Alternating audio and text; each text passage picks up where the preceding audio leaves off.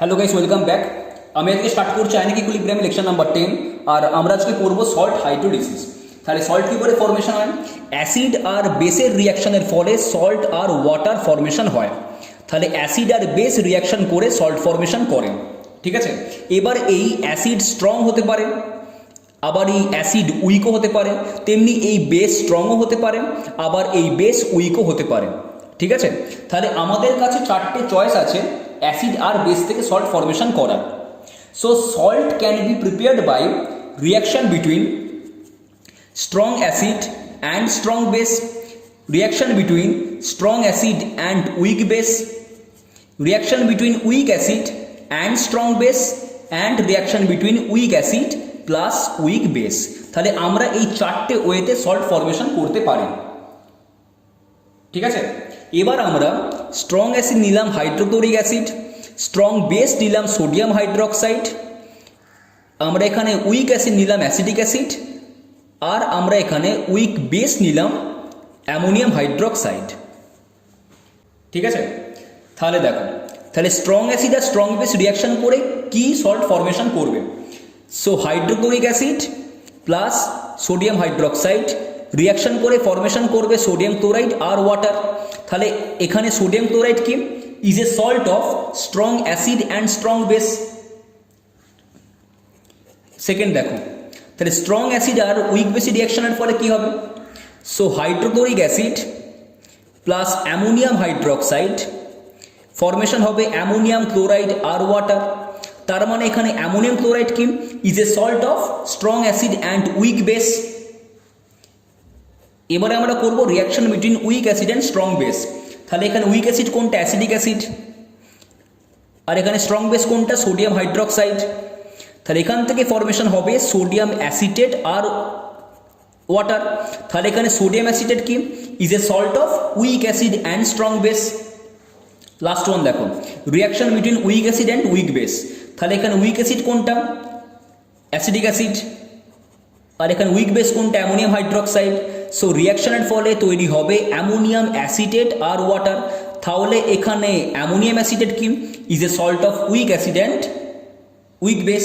তাহলে আমরা চারটে উপায়ে সল্ট ফর্মেশন করতে পারি, ঠিক আছে। Strong acid strong base reaction করে হতে পারে, strong acid weak base reaction করে হতে পারে, week acid strong base reaction করে হতে পারে, আর উইক অ্যাসিড উইক বেসের সাথে রিয়াকশন করে হতে পারে। নাও লিখে নাও এটা। এবারে আমরা পড়বো hydrolysis of salt of weak acid and strong base. তার মানে উইক অ্যাসিড আর স্ট্রং বেস রিয়াকশন করে যে সল্ট ফর্মেশন করে সেই সল্টের হাইড্রোলিসিস আমরা এবার করব। আমরা এখানে এক্সাম্পলের জন্য নিয়েছি sodium acetate CH3COONA। We know that all salts are strong electrolyte. তার মানে সমস্ত সল্টই কিন্তু আয়নে ডিসোসিয়েট হয়।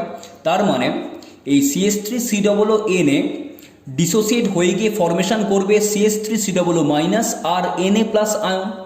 এবার এই Na+ হচ্ছে স্ট্রং পার্ট। এটা স্ট্রং পার্ট কেন? Because this ion comes from strong base. আর এই CH3COO- হচ্ছে উইক পার্ট। এটা কেন weak part? Because this ion comes from weak acid, ঠিক আছে। আর এই স্ট্রং পার্টটার কিন্তু হাইড্রোলিসিস হয় না, মানে এটা ওয়াটারের সাথে রিয়াকশন করে না। যেটা উইক পার্ট সেটাই কিন্তু ওয়াটারের সাথে রিয়াকশন করে, তার মানে হাইড্রোলিসিস হয়, ঠিক আছে। এবার এই যে স্ট্রং পার্টটা আছে, এই স্ট্রং পার্টটার হাইড্রোলিসিস হয় না ঠিকই, কিন্তু এই স্ট্রং পার্টটার হাইড্রেশন হয়, মানে ওয়াটার মলিকিউলগুলো Na+কে ঘিরে ফেলে। হলো?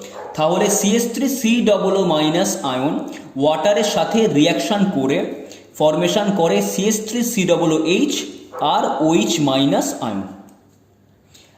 আমরা এখানে দেখতে পাচ্ছি হাইড্রোলিসিস কিন্তু হয়েছে কার? অ্যানায়নের, তাই তো। তাহলে এখানে হাইড্রোলিসিস হয়েছে কার? অ্যানায়নের। ওই কারণে আমরা এই টাইপের হাইড্রোলিসিসকে বলি অ্যানায়নিক হাইড্রোলিসিস। লিখে নাও এটা। তাহলে আমরা পেলাম CH3COO- ওয়াটারের সাথে রিয়াকশন করে ফর্মেশন করলো CH3COOH আর OH- আয়ন। আমরা এই ইকুইলিব্রিয়ামটার ইকুইলিব্রিয়াম কনস্ট্যান্টকে ধরলাম KH। আবার যে অ্যাসিডিক অ্যাসিডটা ফর্মেশন করলো সেটা কি, সেটা হচ্ছে একটা উইক অ্যাসিড। আবার এই উইক অ্যাসিডেরও তো আয়োনাইজেশন হয়, এই অ্যাসিডিক অ্যাসিডটা ডিসোসিয়েট করে ফর্মেশন করবে CH3COO- আর H প্লাস আয়ন। আমরা ধরলাম এই ইকুইলিব্রিয়ামটার ইকুইলিব্রিয়াম কনস্ট্যান্ট হচ্ছে Ka। এবার ওয়াটারের কি হয়, সেলফ আয়োনাইজেশন হয়, তার মানে ওয়াটারও ডিসোসিয়েট হয়ে গিয়ে ফর্মেশন করবে H প্লাস আর OH মাইনাস আয়ন। আমরা ধরলাম এই ইকুইলিব্রিয়ামটার ইকুইলিব্রিয়াম কনস্ট্যান্ট হচ্ছে Kw। আমরা এটাকে ধরলাম ইকুয়েশন নাম্বার 1, এটাকে ধরলাম ইকুয়েশন নাম্বার 2, আর এটাকে ধরলাম ইকুয়েশন নাম্বার 3। এবার আমাদের কাজ কি, রিলেশন বার করা between KH, Ka and Kw। তাহলে আমাদের কি করতে হবে, এই ইকুয়েশন 2 আর 3 থেকে আমাদের ইকুয়েশন 1কে আনতে হবে, তাহলেই আমরা KH, Ka আর Kw এর মধ্যে রিলেশন পেয়ে যাব। ঠিক আছে, তাহলে আমরা Ka কি লিখব, concentration of CH3COO- into concentration of H plus by concentration of CH3COOH। আর Kw হবে concentration of H plus into concentration of OH minus by concentration of water. এবার যদি আমরা এটাকে রিভার্স করে দিই, মানে 1/Ka করলে অ্যাসিডিক অ্যাসিডটা উপরে যাবে, তাহলে concentration of CH3COOH by concentration of CH3COO- into concentration of H plus.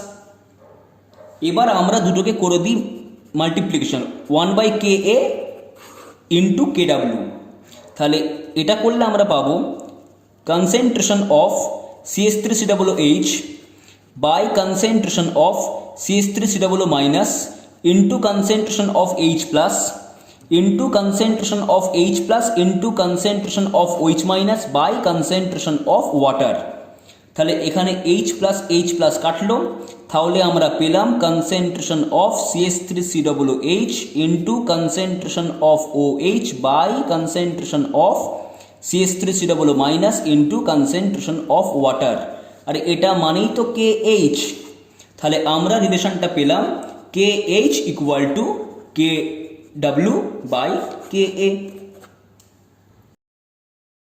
এবারে আমরা পড়ব ডিগ্রি অফ হাইড্রোলিসিস, যেটাকে শর্টে বলে DOH, আর যেটাকে ডিনোট করা হয় আলফা দিয়ে অর স্মল h দিয়ে। আমরা ধরলাম সল্টের কনসেন্ট্রেশন হচ্ছে C মোলার, তার মানে সোডিয়াম অ্যাসিটেটের কনসেন্ট্রেশন আমরা ধরলাম C মোলার। ঠিক আছে, এবার সল্টের কনসেন্ট্রেশন যা হয়, সেই সল্ট ডিসোসিয়েট করে যখন আয়ন ফর্মেশন করে, সেই আয়নগুলোরও কনসেন্ট্রেশন সেমই হবে। তাহলে CH3COON ডিসোসিয়েট করে ফর্মেশন করে CH3COO- আর Na প্লাস আয়ন, তাহলে এই দুটো আয়নেরও কনসেন্ট্রেশন হবে C মোলার। কিন্তু যেহেতু এটা অ্যানায়নিক হাইড্রোলিসিস, ওই কারণে আমরা এখানে শুধুমাত্র সল্টের অ্যানায়ন পার্টটাকে কনসিডার করব, ক্যাটায়ন পার্টটাকে কনসিডার করব না। তাহলে আমাদের ইকুয়েশন কি ছিল, এই CH3COO- ওয়াটারের সাথে রিয়াকশান করে ফর্মেশন করেছে CH3COOH আর OH মাইনাস আয়ন। আর এই ইকুইলিব্রিয়াম কনস্ট্যান্ট আমরা ধরেছিলাম KH when T equal to 0, তার মানে ইনিশিয়ালি CH3COO- এর কনসেন্ট্রেশন ছিল C। তাহলে ইনিশিয়ালি CH3COOH আর OH মাইনাস আয়ন এক্সিস্ট করে না, তাহলে এই দুটোরই কনসেন্ট্রেশন হবে 0 at T equal to T equilibrium. তার মানে ইকুইলিব্রিয়ামের সময় কি হবে, আমি এখানে কনসেন্ট্রেশন C থেকে কমালাম CH। এবার যত কনসেন্ট্রেশন রিঅ্যাক্ট্যান্ট থেকে কমবে, তত কনসেন্ট্রেশনই প্রোডাক্ট ফর্মেশন হবে। তাহলে রিঅ্যাক্ট্যান্ট থেকে কমেছে CH, তাহলে প্রোডাক্টও ফর্মেশন হবে CH। এবার কোশ্চেন হচ্ছে, আমি কনসেন্ট্রেশন কেন CH কম করলাম, কারণ আমি চাইছি যাতে আমরা DOH-টা H-ই পাই। আর আমরা DOH তখনই পাবো যদি কনসেন্ট্রেশন কমে CH, আর আমাদের ইনিশিয়াল ছিল C, তাহলে CC কেটে গিয়ে আমরা DOH পাবো স্মল h। ওই কারণেই আমি CH কম করেছি কনসেন্ট্রেশন। ঠিক আছে, তাহলে KH এর এক্সপ্রেশন কি হবে, concentration of CH3COOH into concentration of OH minus by concentration of CH3COO-। আমরা কিন্তু ওয়াটারকে কনসিডার করব না, কারণ ওয়াটারের ক্ষেত্রে অ্যাক্টিভ মাস হয় 1। তাহলে CH into CH by C minus CH, তাহলে C square H square by C common নিলে হবে 1 মাইনাস H, তাহলে C স্কোয়ারকে কাটলে থাকে C, তাহলে আমরা KH পেলাম H square C by 1 minus H। We know that 1 এর রেসপেক্টে H খুবই স্মল, ওই কারণে 1 মাইনাস Hকে আমরা ধরে নিই 1। So KH equal to H square C, so H square equal to KH by C, so H হলো under root KH by C। এবারে আমরা করব pH calculation. So concentration of OH minus ছিল C ইন্টু H, আবার H আমরা পেলাম under root KH by C, so concentration of OH minus আমরা পেলাম under root KH into C। We know that KH equal to KW by KA, so concentration of OH minus হবে under root KW into C by KA, so আমরা এটাকে লিখতে পারি KW into C by KA to the power half. We know that POH equal to minus log concentration of OH minus, so minus log KW into C by KA to the power half, so POH equal to minus half into log KW plus log C minus log KA, minus half into log KW এর value হচ্ছে 10 to the power minus 14 plus log C, আর PKA মানে কি minus log KA, তার মানে এটা মানেই তো PKA, so minus half into minus 14 plus log C plus PKA, so minus half into minus 14 minus half into log C minus half into PKA, so POH আমরা এখান থেকে পেলাম 7 minus half into log C plus PKA, এই আমরা পেলাম POH। এবার আমাদের কাজ কি এখান থেকে pH ক্যালকুলেট করা। We know that pH plus POH equal to 14, so 14 থেকে যদি আমরা POH কে মাইনাস করে দিই তাহলেই আমরা pH পেয়ে যাব। সো pH হবে 14 minus 7 minus half into log C plus PKA, so 7 plus half into PKA plus log C, এই হচ্ছে আমাদের pH এর ফর্মুলা। এবারে হেডিং করো formula for anionic hydrolysis. First point KH equal to KW by KA, second point small h equal to under root KH by C, third point pH equal to 7 plus half into PKA plus log C। Fourth point দেখো CH3COO minus ওয়াটারের সাথে reaction করে formation করেছে CH3COOH আর OH minus ion, তাহলে after hydrolysis একটা OH minus ion formation হয়েছে, তাহলে সলিউশনটা কি বেসিক ইন নেচার, সো সলিউশনটা হচ্ছে বেসিক ইন নেচার, তার মানে pH হবে গ্রেটার দ্যান 7।